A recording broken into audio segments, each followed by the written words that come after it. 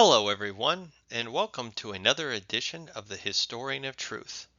I am your host, the Historian of Truth, and class is in session. Well, today's topic is going to be an interesting one in history, as we are looking at something that happened in the sports world approximately 28 years ago this coming weekend. And that is a very famous event that occurred in professional wrestling history, and it has gone down in the annals of history in general.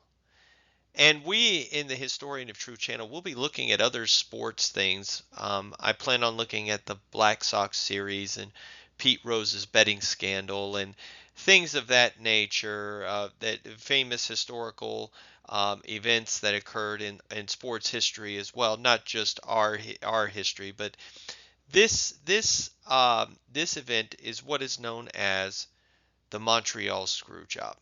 Now, this has been discussed ad nauseum for the last 28 years because it is in the world of professional wrestling and in the world of sports altogether. It is one of the most controversial events to ever occur. And it led to so many different things. It led to the WWE's Attitude Era. It led to the Mr. McMahon versus Stone Cold Steve Austin storyline and him becoming one of the biggest villains ever in the history of professional wrestling. And it caused a lot of controversy when it happened. There was a lot of talk about everything that happened, and it has just been discussed so much for the last 28 years. And I'm going to briefly discuss this, but I'm going to talk about it from this angle and revealing a in this video thesis as to why I believe that, as it says in my title, this title is Screwing Himself, why Bret Hart is responsible for the Montreal Screwjob. And I think that he is um, mostly to blame for this. Not everybody else that's in it. He put himself in that situation. But let's just start from the beginning, okay? So, in the world of professional wrestling, of course, there is, it used to be professional wrestling was run in territories, but Vince McMahon, back in the early 80s, his father was a promoter of professional wrestling. He took up after his father, and he started to buy all the territories up in the professional wrestling so that he could make a national federation for wrestling. So he was going to take it national. Okay, and so he eventually created what became known as the World Wrestling Federation. And as he was buying up all these territories, he purchased a lot of stars, people like Hulk Hogan, Randy Macho Man Savage, the Honky Tonk Man, Andre the Giant, just some of these big name people that we hear of from the 80s and 90s that were wrestling at that time. Roddy Piper's another one. And so one of the areas that he purchased was Calgary Stampede, and that was run by the Hart family, Stu Hart. And Bret was one of his sons, and so Bret was purchased by the WWE to come wrestle for them when they first started in 1984 as being this national company. And so Bret started off in a tag team. He was kind of a mid-carder, but eventually Bret made his way to the big times. He became the Intercontinental Champion there. He was very, very popular, eventually winning the World Wrestling Federation Championship. Okay. Um, along with that, he was being very heavily promoted. He was very popular overseas. He was very popular in Canada as well. And one of his opponents that he loved to face, he even admits that in a lot of his interviews, is the Heartbreak Kid, Shawn Michaels. Now, Shawn Michaels was came into the WWE in the late '80s as part of the Rockers tag team. He was from Texas, and they were both tremendous, tremendous athletes. They put on some of the best matches. Their '92 Royal Rumble match. Their Survivor Series match was just a great match, and then they had their 60-minute Iron Man match at WrestleMania 12, which was just great. And Bret had many classic matches with people. And the most important thing that Bret is remembered for, especially in his last year with the WWE, was he helped launch the career of Stone Cold Steve Austin. Their match at WrestleMania 13 is regarded by many, many people as the greatest wrestling match that ever occurred. It put Stone Cold, that's what put Stone Cold over. It got him the recognition. His rivalry with Bret Hart is what made him into the star that he became. And everyone says to this day, if it wasn't for Bret the Hitman Hart, Stone Cold Steve Austin wouldn't be here. And I believe that is true. And with it, but just to kind of give a little rehash, what happened um, is this. Bret signed a contract in 1996, late 1996, with the WWF. At the time is now the WWE.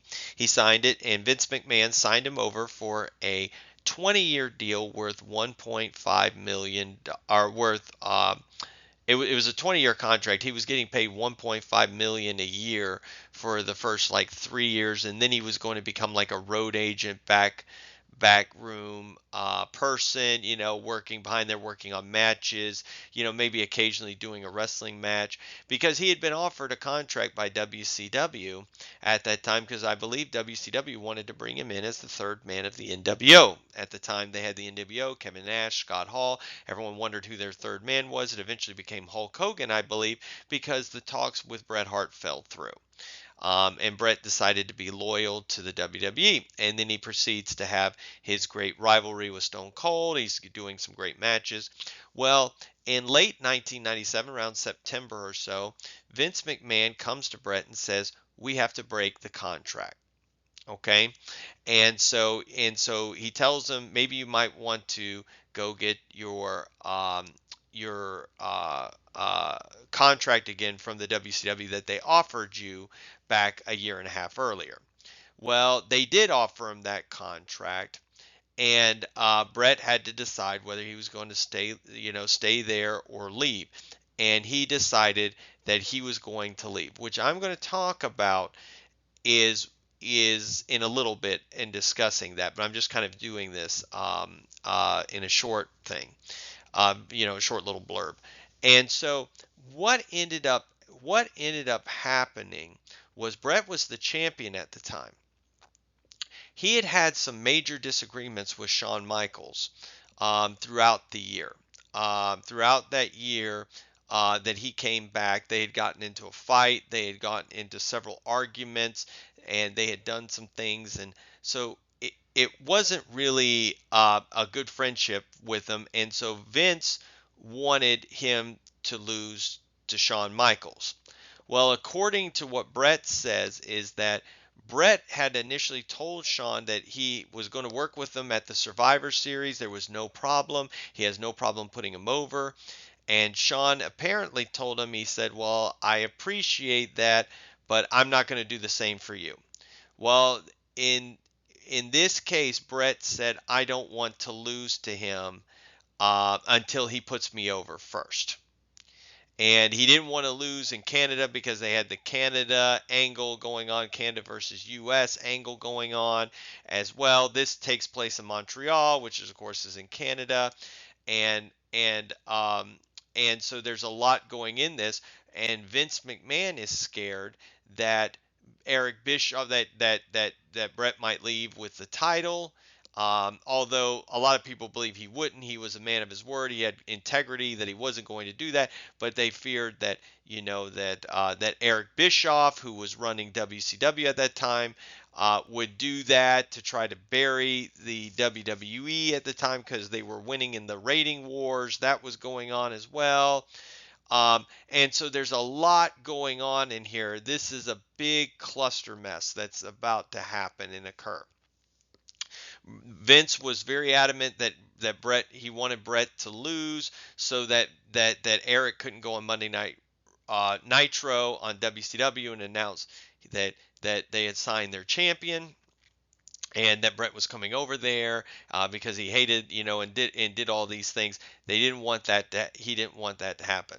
But Bret did not want to lose to Shawn until Shawn put him over, and so there was a lot of things going on, and Shawn didn't want to put Bret over because Bret was leaving, and so all these things happened. So they get to the arena that night. Everyone is paranoid. Bret talks to Vince, and Vince agrees with him that that you can this could be a disqualification, and then the next night on Raw he could turn over the title or lose the title. They agree to that, but in actuality, what was going on was Vince and a couple of other people with Shawn's knowledge were looking at a way to get the title off of Bret without him knowing it.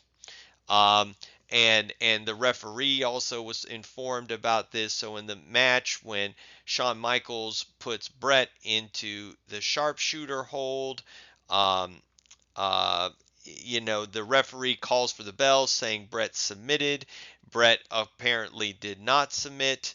They announced that Shawn Michaels had been it was that he was the champion, and and and chaos ensued because nobody knew what happened. They were still supposed to go on for another 30 minutes. Everything shut off. Most people in the back didn't know about this. The announcers didn't know about this.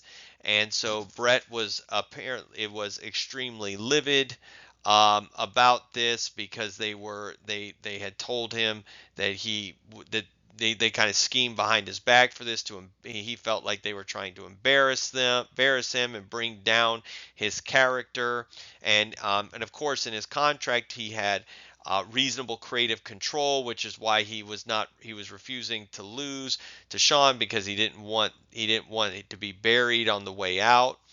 uh, and so Bret destroys monitors and all these things. Then he comes back and proceeds to punch Vince out. Okay. And then the aftermath of this was Vince McMahon gets on TV, tells everyone Bret screwed Bret. Bret gets on TV telling him how they screwed him over, and so on and so forth. And it goes back and forth, back and forth. But what it did, that controversial moment, made everybody turn in to the WWF to see what was going on, and that started the rating spike. And then Vince McMahon went with it, and he decided, I'm going to play this evil promoter on TV, and he decided to do that, which took off what was known as the Attitude Era. It was launched from this in the WWE. Stone Cold, The Rock, all these people, Kurt Angle, all these people become major superstars. They do all of these angles, and Vince and Stone Cold are always going at it. These sorts of things are going on. And then it's kind of sad because eventually Shawn Michaels even hurts his back, can't wrestle anymore for years. Bret gets a concussion while he's in WCW. And he had signed their contract. He'd made money, but he got a concussion, could never wrestle again. And now, eventually, and there was a back and forth, and of course, Bret's brother Owen dies in the in a stunt in the WWF. That doesn't help the situation at all. And so eventually, for years, there's kind of back and forth, back and forth, back and forth between them. Bret has a stroke and all this, but eventually, it seems that things are are put back together somewhat. Bret still kind of holds back with the WWE somewhat with Vince McMahon. Vince McMahon's not really very apologetic about the Montreal incident because he thinks he's in the right. Bret thinks he's in the right. So there's a lot of things that kind of go in, and I don't think Bret's really friendly with all of them. And so um, the, you know So that is basically the Montreal Screwjob in a nutshell. Bret was not told the ending. He was told a different ending, one that he thought where he could leave with his head up. It was changed on him. He felt betrayed, and it led to a controversy for 15, 20, it's now going on 27, 28 years this year. Okay? Now, having said all of that, I'm going to present my evidence on this. For the longest time, I grew up as a wrestling fan. I liked a lot of people from Hulk Hogan, Ultimate Warrior. I just liked watching wrestling. It was something my dad liked, Ric Flair, these sorts of people. And Bret was, of course, the one of the biggest stars of the 90s. A lot of people have even said he saved the wrestling business because during when he was champion and he kind of held the company, the WWE going forward, was during the steroid trial where Hulk Hogan and all these people, Vince McMahon got a black eye with it, these sorts of things that kind of hurt the wrestling business. And Bret kind of kept it, stabilized it until Stone Cold could take it off. Okay. And so um, and so what we want to look at here is why I have and growing up, Bret was another one of my favorite wrestlers. So I used to watch it. I don't watch wrestling much anymore at all, really. Um, but Bret was one of my favorite wrestlers. There were several others, but but one of the things that was always told is that a lot of people who were Bret Hart fans were on his side. But as the years have gone by, we thought Vince McMahon was just this evil person, Shawn Michaels was evil, and all these other things. Well, as time has gone by, when the evidence actually comes out, and that's what I'm going to present in this video essay, you will see how, in my opinion, now, of course, there's lots of other different opinions out there, and that's fine. If you have a different opinion, by all means, share it in the comments section. I know if this video gets seen by a lot of people, they'll have Bret people, non-Bret, pro Bret, con Bret. They will kind of go back and forth. Um, and that's fine, and it's okay. And I'll also remind you to like and subscribe to the channel if you like this content. But I'm going to show you and talk about some evidence that when I discovered it, I realized that really Bret Hart was responsible for the Montreal Screwjob incident. Now, I'm going to preface by saying this: what Shawn and Jerry Briscoe and Hunter and Vince McMahon did, and even Earl Hebner did, was not right. You should never do that to a star. But in the whole scheme of things, this would have never occurred if Bret Hart hadn't done what he was supposed to do. Okay? Now, here's my evidence to why these are some of my evidence points that I have to say about why I feel, in hindsight, and don't get me wrong, I'm still a Bret Hart fan, just like I was a Hulk Hogan fan and Ric Flair fan. I'm still a Bret Hart fan, but I will say why I believe, in retrospect, he is completely responsible for the Montreal Screwjob. Okay? He says in his comments that Shawn said he would never put Bret over. He said I will never put you over. Okay, that's what he said. Okay, and I don't doubt that. Shawn says he said it. People have said who were there knew he said it. And I don't doubt that. But here's the one problem with the way Bret said it. Okay, a few weeks before he had said that, he was in Texas with in a three-way match between him, The Undertaker, and Shawn Michaels. And in that match, The Undertaker tombstones Shawn Michaels on the canvas and appears to pin him, but just before the referee can count three, Hunter and Triple H and Chyna pull the Undertaker's leg, and he goes. You can see this match is broadcasted. See, I never knew about this match. Okay, and they pulled the Undertaker off of him, and then Bret jumps on top of Shawn Michaels. The referee counts three, and Bret is declared the winner. Right there, Shawn Michaels put Bret over. He just put him over in that match by letting him pin him in the middle of the ring. Not only that, Shawn put Bret over at SummerSlam when Bret defeated The Undertaker for the World Wrestling Federation Championship. He put him over. He counted the three for The Undertaker. He was in that match. And I know there was a couple of other matches throughout the year. I think there was another three-way that he did with The Undertaker, and he won that one. So Shawn had already put Bret over. He could have just been saying something. And, and he just, maybe he was having a bad day or something like that. But Bret can't act like Shawn wasn't going to put him over. Shawn had already put him over. Okay? He had put him over a couple of times before the Montreal match. He had already put him over. So even though I agree, what Shawn said was unprofessional, I will agree with Bret. That was unprofessional remark.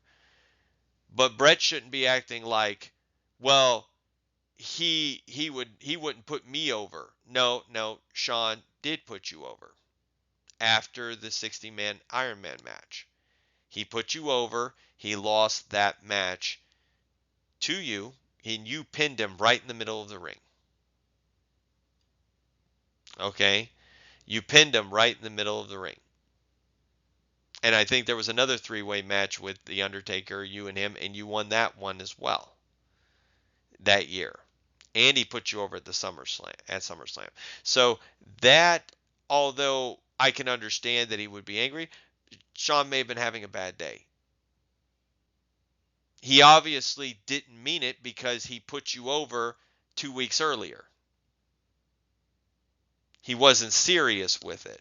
He was maybe just shooting off the mouth. Okay? He was maybe just shooting off the mouth. All right? So that's one evidence of what Bret says. Now, this was a detail that Bret kind of left out a lot and didn't mention this a lot to people. Okay? He did not mention this fact either to a lot of people. So a lot of people thought one way, but when you find out what actually happened, you will know, you will think otherwise with it. Okay? When Vince McMahon came to Bret and told him, we're going to break your contract, see if you can't get your old WCW deal back. Okay? Bret naturally called Eric Bischoff to see if he could get the deal. And Eric Bischoff got the exact same deal, almost the exact same deal. It was like $3 million for 3 years. A lot of money. Okay? So Bret got the deal. Vince said he was breaking his contract. But before Bret signed or got the official contract to sign it, here's a detail he didn't really say at the time, nor does he really go into further. He kind of briefly mentions it, okay? Was that Vince came back to Bret and told him, we have the money now to pay you and to honor your contract. Okay? They told him that we have the money to honor your contract. So it wasn't like the way Bret made it was like Vince broke my contract, so I had no choice to go to the WCW. No, he did have a choice. He did have a choice of whether he went or not. They were willing to pay his contract. What happened was Bret called Vince McMahon to he said, I'll stay for the deal. I don't want to talk money. Just let me know what you have in plan for me. Okay? And Vince laid out this plan for him for the next year or two where he would lose to Shawn in a couple of matches and then eventually beat him. And so what happened was Bret says, I didn't like the way my character was going to be portrayed on television. He said, I did not like the way my character was going to be portrayed on television and the way it was going to be portrayed in the shows and in the wrestling matches and these sorts of things. Well, my question is, if you didn't like those options, why didn't you come up with some options yourself of some ideas that you could have had? Like maybe you could have said, why don't I just do a program with Ken Shamrock, for example? Or, I could, do this or that or the other. He didn't. He didn't like the way his character was going to be portrayed, so therefore that's when he signed with WCW. He did not sign with WC. Part of it was the money, but he left the WWE not because Vince McMahon broke his contract, but because he didn't like the way his character was going to be portrayed. Well, that is a bit selfish. He left for selfish reasons. It may not have been for the money, but it was for other selfish reasons. Okay? It was for other selfish reasons. He left because he did not like the way his character was going to be portrayed. So he left to go to WCW. So in essence, Vince didn't break his contract. He did. He made the decision to leave. It wasn't like he was forced out. He may have been nudged that way by Vince McMahon. He may have been, it may have been, the money may have been looked very well, but the whole point is he made the choice. He made it look like Vince broke my contract. I had no other choice. I had to go to WCW. So therefore, I should have a say in the way that I leave because I didn't really want to leave. Well, if you didn't really want to leave, why did you leave? You always tell everybody, I didn't want to go down to WCW. I wanted to stay in WWE, but you still decided to leave. So in my view, in my opinion, now other people have different opinions, but in my view, because he decided to leave, he should have no say in what his character does. If Vince had forced him out, which is what I thought, he should have let him leave the way he wanted to leave. But he wanted to he left because of he made the choice to leave and it was over his character. Well, let me ask you this. How did that all play out in WCW for him? It didn't play out well at all. He was worried about what Vince was going to do to him. WCW buried him. He went backwards. Whereas in WWE, he would have been respected and loved and cherished for 20 or 30 more years. He could have also looked and said, "Okay, well, I'll just finish up wrestling for another year and then I'll go backstage and I'll just continue to work." You see? There were so many other plans. So obviously, he says the money didn't play a role, but I think it did. I think the money did play a role in it a little bit because he wasn't willing to take a pay cut from where he was. Take the pay cut and go work behind the scenes yet. He wanted to still make the money. And he was upset about the way his character was portrayed. And if you know anything about Bret's career, if you ever watch it too, as I say, he was a great wrestler, and I loved watching him. But a lot of his career was he was giving to a certain extent, but there was a lot of selfishness that was in his career. The example is if you ever watch his career, uh, especially once he became champion, he only loses cleanly to people twice in all of the major pay-per-views that he ever did. He only lost cleanly twice, and that was to his brother-in-law, the British Bulldog, and his own brother Owen. Everybody else's match, there was always some sort of interference or something like that going on. There was something that was a reason why he could never truly just lose cleanly to people. There always had to be something that was going on that made him look like a victim in the whole thing. For example, it helped build the tension, but when he won the WWF title and then lost it to Sid the next night on Raw, Stone Cold had hit him on the back of the head. He couldn't lose cleanly to Sid. You see, always somebody has to interfere when he loses. But when he won, it was always clean. A lot of the time it was clean. And so, and you see with this whole thing is at this time he was at a hot angle as well with the Hart Foundation, with the Canada versus US. It was an extremely popular angle, and most people agree today is one of the greatest sports angles in the history of professional wrestling. And he just decides, I'm going to leave because I don't like the way my character's going. Well, he had three other people in his stable, the British Bulldog, um, uh, uh, the British Bulldog Owen, and Jim the Anvil Neidhart. He didn't think how this was going to affect them. How is this going to affect them? Are they going to still have contracts? Are they going to have anything? How is this angle going to go now that you've left? You had this great angle going, you see, and he didn't think about that. He was worried about himself and his character. Now, don't get me wrong. Bret was a very giving person. Bret trained some people like Edge, Mark Henry.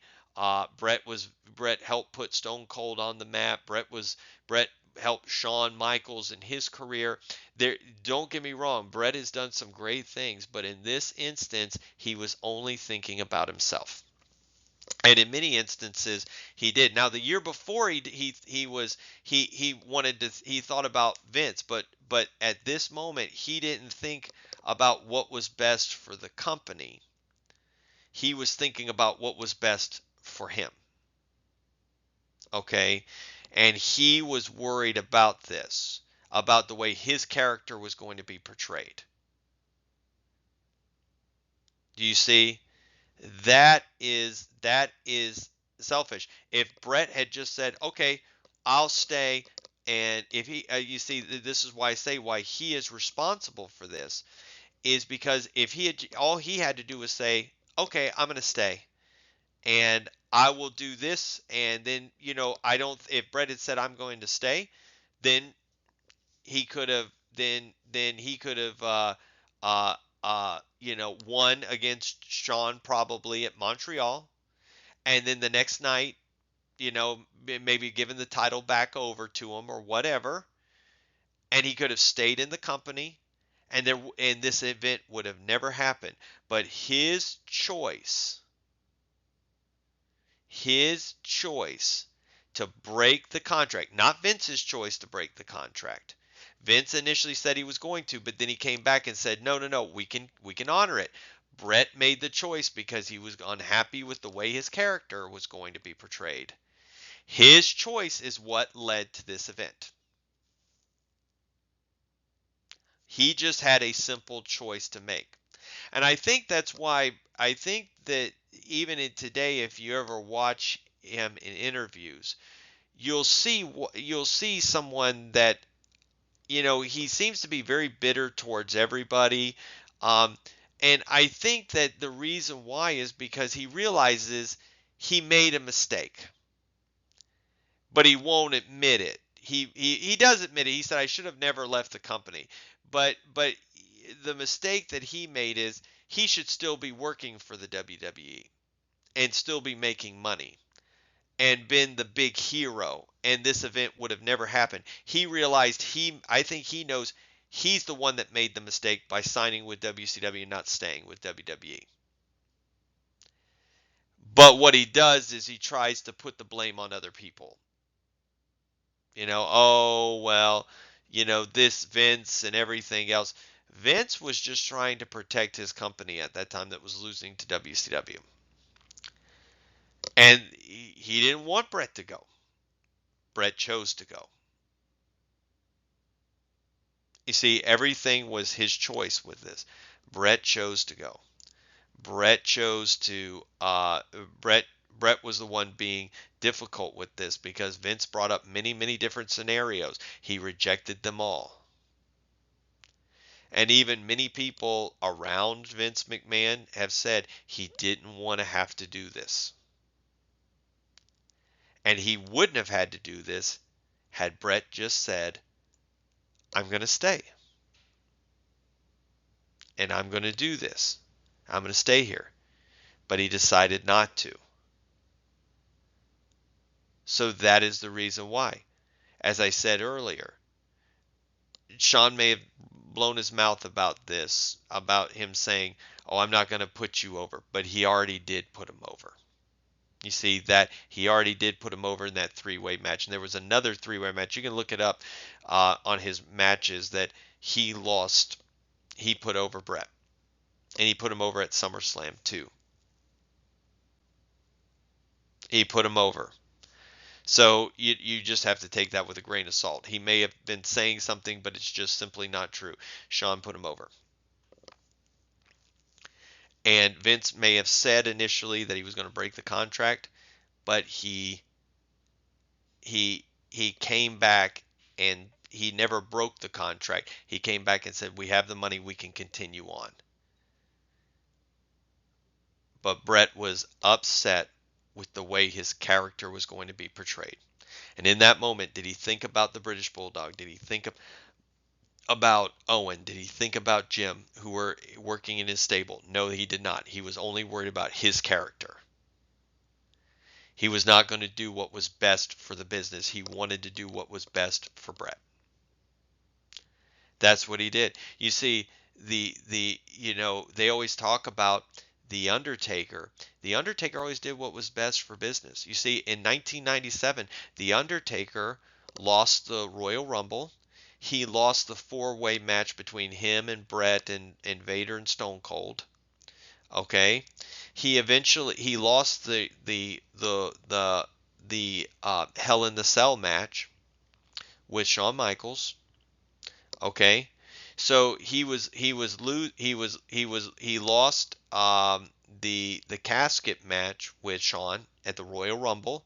He was losing. He didn't care. He was going to do what was right for the business. And what may have been right for Bret to do was what Vince was going to ask him to do, was to, lose this in Shawn or come up with his own ideas. Hey, we can run a program with Ken Shamrock. Maybe we can run a program with the Nation of Domination versus the Hart Foundation. Maybe we could do, like all these different things. Maybe I could run one with Triple H, or there was all these options. But Bret he said he didn't like any of those options because he wasn't going to be basically he said, I'm not going to be the champion. I'm going to keep losing. But you see, The Undertaker didn't mind losing because it was right for business. That's what he did. Okay? Bret didn't like the way he was, so he's the one that made the choice to break the contract. And because Bret couldn't see past the fact that Shawn Michaels had already put him over 2 times at least, 2 to 3 times that year, And he couldn't look, and because they'd gotten in their fight, and he couldn't look, you know, past the fact that Sean was probably just speaking off the cuff, and because he couldn't look past, he was upset with the way his character went. He is responsible for the Montreal Screwjob. As I said earlier, it's not right what they did to him, but he put them in that position. He's the one that put Vince, Sean, Earl, all of them in that position. All he had to do was stay. And he could have left any way he wanted to leave. But he chose the contract with WCW because he did not like the way his character. Now, he didn't leave because of the money. The money was part of it. But he left because he did not like what Vince was going to do with his character. And that may not be material wealth. Selfish. But that was selfish. Because he wasn't going to do what Vince thought was best for his company. He wanted to do what was best for him. He didn't want to do what was best for the British Bulldog, for Owen, for Jim. He wanted to do what was best for him. And in this instance, although Bret has been a great wrestler and he's been very giving, in this incident, he was very selfish. And as these facts came out over the years, my opinion has changed. And I believe, this is why I believe Bret Hart is responsible for the Montreal Screwjob. What do y'all think? If you disagree, that's fine. But I appreciate everybody for tuning in. And I will say this at the end, as I always say. Class is dismissed.